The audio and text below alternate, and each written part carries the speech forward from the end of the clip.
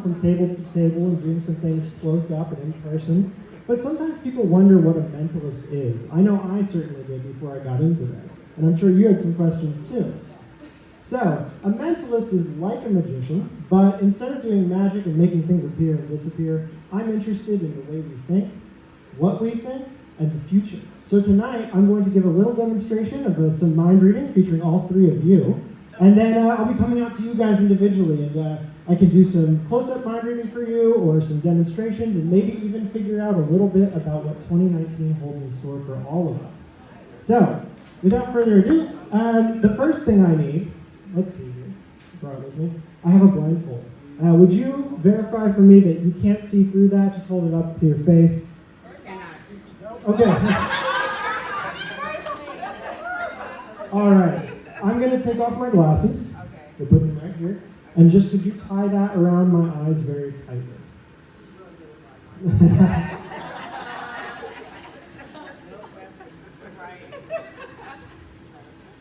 Yes, that's perfect. Very tight. Extremely tight. All right, perfect. Now, let's see here. I have two magazines that I left on the table there. Stephanie, would you pick those up, please? Sure. So I was fortunate enough to grab these from the lobby. Unfortunately, they are Business Insider and Financial Times or something like that. Stephanie, what I'd like you to do is just pick any one of those and set the other one down. And let me know when you've done that, because I can't see anything. Good? You have just one? Perfect. Now you may be wondering why I had her pick a magazine if I'm going to do some mind reading. You see, we generally only have a 2,000 word working vocabulary, which means if I ask someone to think of a word, if they're being adventurous, the first thing they're going to think of is their name. If they're trying to trick me, they might think of a house or a car, they might think of an elephant, or they might just think of a silly word like the or and or it. So, under test conditions, what I'd like for you to do is open up that magazine to any page and pick a big word, an uncommon word, something that has at least 7 letters in it, anything that jumps out to you. And once you have that word, please let me know.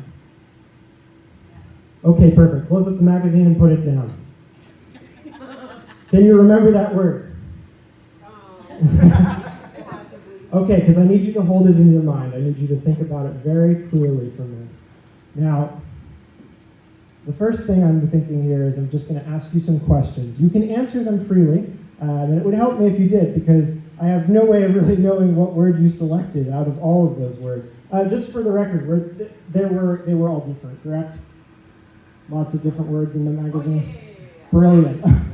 Okay, this might get a little rough. Here we go. I want you to think of that word. Now, is it a happy word or a sad word to you? Oh, a happy word. Excellent. I want you to think about it. We're going to try letter by letter, all right? I want you to think of the first letter for me, just the first, and when I snap, I want you to shout it, but shout it in your mind, okay? Here we go. All right. I'm thinking the first word is G. The first letter. Is the first letter G? No, okay. Okay. Let's try for the last letter, all right? Let's see here. Again, is the last letter E? No.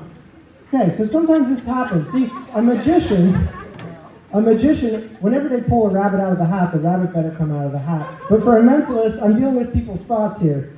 So does someone have a piece of paper at all? I have a pen, but does someone have a piece of paper? I guess it really doesn't matter. A napkin. All right, why?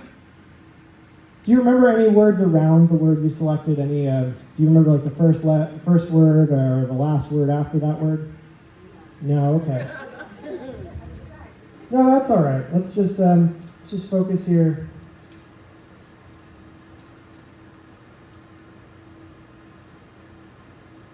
All right, I'm going to ask you if you could just if you could tell me the first letter of your word, okay?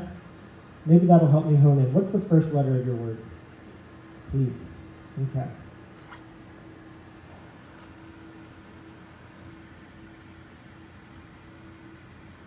You know, I tried for the first letter and I tried for the last letter, and I wasn't very successful.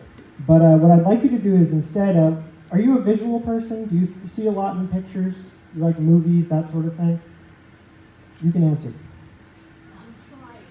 Okay. Relatively visual. Are you artistic? You seem a little artistic. Very creative. Okay, perfect. I'm creative too. I'm very tactile, so like I always like to paint and that kind of thing. I'm not any good, but what I'd like you to do now is just picture that word in the best way you can, okay? It's much clearer now. Much clearer. Okay. So, one of the things that strikes me, I think, about what I'm feeling is it almost has to do with tonight. Would you say it has to do with tonight? Somewhat, yeah. Because, I sense that we're at the end of something. We're obviously at the end of a year. We're here celebrating 2018, or maybe drinking 2018 away and celebrating what 2019 holds. But I definitely feel like you're looking forward and not back. Yeah. Okay, I'm going to ask you to be quiet from here on, and I want you to keep focusing in on that. 2019 for you holds a lot of, there's no telling what it could be, but it's probably going to be a very, very good year. I get that feeling, but you have good aspirations. I think you're enamored by the not options, but possible, what's possibilities? Is it possibilities? Are you kidding? Oh my gosh.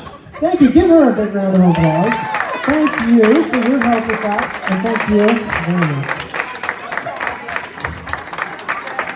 Sure thing. Yeah, we didn't set anything up, did we? Perfect. So I'm going to be around to each and every one of your tables. We're going to try some things like that. If you don't want me to read your mind, that's okay. I have other things I can demonstrate as well. And if you want to know a little bit about what 2019 might hold, I'm happy to talk about it with you. So let's get the party started.